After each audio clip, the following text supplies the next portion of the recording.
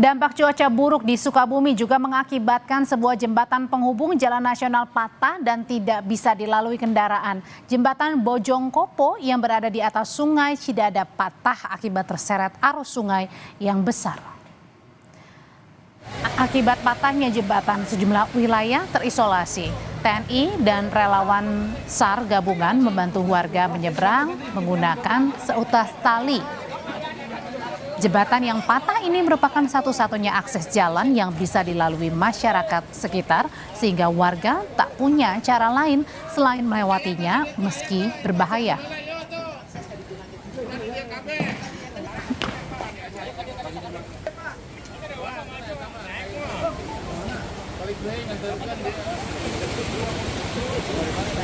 Ini sementara ini untuk mempermudah masyarakat ataupun motor diangkut, ini kita menggunakan tali dibantu dari masyarakat yang anggota sehingga mereka bisa melaksanakan perpindahan. Terlihat ada motor juga Pak ya diangkat, itu kenapa Pak? Apa memang ya satu-satunya akses ekonomi itu? Betul, satu-satunya akses ekonomi, satu-satunya jalan yang ada menuju ke loji di sini, jadi jalan ini. Sehingga masyarakat yang ada di sini, itu seperti belakang kita ini, kita evakuasi untuk menuju ke atas. Untuk proses perbaikan Pak, apakah sudah ada kabar Pak? Nah, ini sedang kita tunggu dari pusat, informasinya dari Menteri atau Wamen PU akan menuju ke sini, sehingga nanti kita akan lihat evakuasi bagaimana, sehingga mudah-mudahan secepatnya jalan ini sudah bisa dilalui. Sementara Bupati Sukabumi meninjau sejumlah rumah yang terdampak banjir serta juga melihat rumah sakit. Sejumlah rumah di perumahan Taman Sari Kecamatan Labuan Ratu misalnya tidak luput dari rendaman banjir bandang yang terjadi Kamis malam. Bupati Sukabumi Aib Japar berjanji akan segera menindaklanjuti perbaikan kerusakan akibat banjir bandang. Sejumlah bantuan juga segera didistribusikan kepada korban terdampak.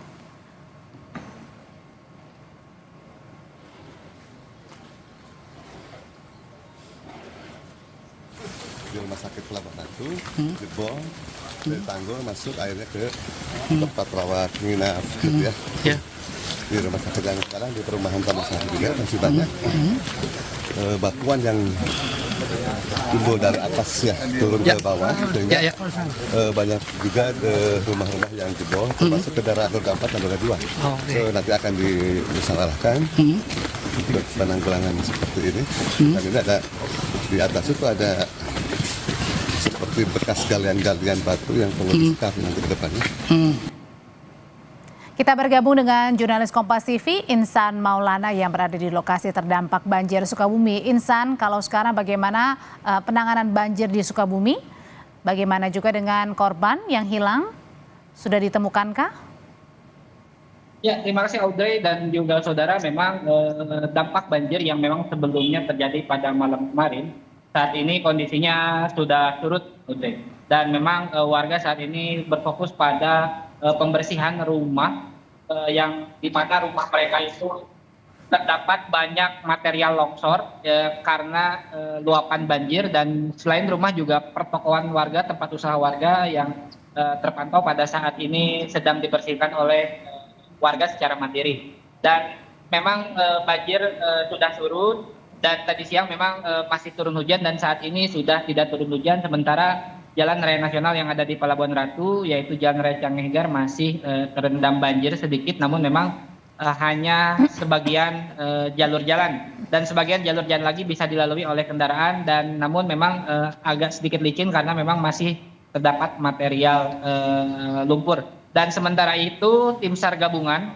yang dipimpin oleh Basarnas telah melakukan proses evakuasi terhadap 2 korban hilang yang berada di Kecamatan Pelabuhan Ratu, dan pada pukul 1 siang tadi korban sudah ditemukan, yaitu seorang ibu dan seorang anak tertimbun di dalam reruntuhan rumahnya karena terseret banjir, dan posisi ketika ditemukan saat itu seorang ibu dan anak ini sedang berpelukan dalam kondisi meninggal dunia, dan korban pun sudah dievakuasi dan dibawa ke kamar mayat RSUD Pelabuhan Ratu.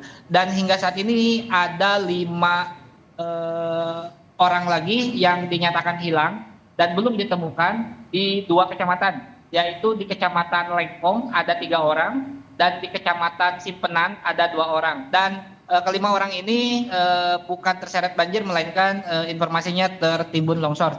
Namun memang setelah proses evakuasi berjalan di di Pelabuhan Ratu ini terhadap 2 orang, tim SAR gabungan saat ini sedang melakukan koordinasi untuk bergeser, rencananya akan bergeser terlebih dahulu ke Lengkung. Karena sebenarnya untuk jarak dari Kecamatan Pelabuhan Ratu antara Lengkung dengan Simpenan sebenarnya dekat ke wilayah Simpenan, namun untuk akses jalur Simpenan itu masih tertutup longsor di beberapa luas dan juga jembatannya terputus sehingga kendaraan tidak bisa dilalui. Sehingga memang rencananya tim SAR besok akan melanjutkan proses pencarian ke wilayah Kecamatan Lengkong terlebih dahulu dengan menggunakan jalur wilayah Cikembar masuk ke Lengkong. Dan memang saat ini juga tim SAR masih berkoordinasi dengan BPBD terkait akses pembukaan jalan seperti itu. Ya, banjir dan longsor di Sukabumi mengakibatkan korban meninggal, korban hilang, dan juga rumah rusak. Terima kasih laporannya langsung dari Sukabumi, Jawa Barat, jurnalis Kompas TV Insan Maulana.